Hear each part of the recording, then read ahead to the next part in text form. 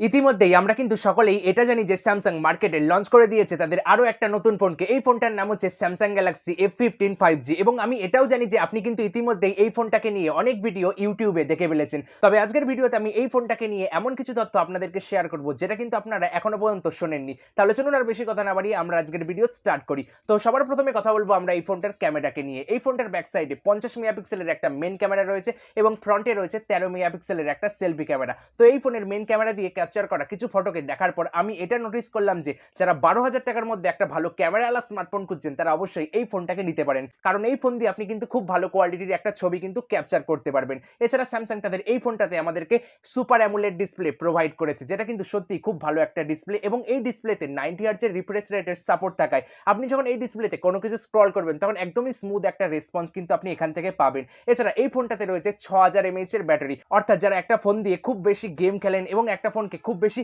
ঘাটাঘাটি করেন তাদের জন্য কিন্তু এই ফোনটা খুব ভালো একটা ফোন হতে চলেছে, কারণ এখানে বড় ব্যাটারি থাকায় আপনি এই ফোনটাতে খুব ভালো ব্যাটারি ব্যাকআপ পাবেন। এছাড়া এই ফোনটাতে রয়েছে মিডিয়াটেকের ডায়মেনসিটি 6100 প্লাস চিপসেট এবং এই ফোনটাতে কিন্তু অ্যান্টুটু স্কোর এসেছে 3.6 লাখ, যেটা কিন্তু প্রাইস অনুযায়ী অবশ্যই একটা ভালো স্কোর। অর্থাৎ এর থেকে আমি আপনাকে এটা বলতে পারি যে এই ফোন দিয়ে কিন্তু আপনি খুব সুন্দর গেমও খেলতে পারবেন এবং এই ফোনটা কিন্তু দেখতে যথেষ্ট সুন্দর।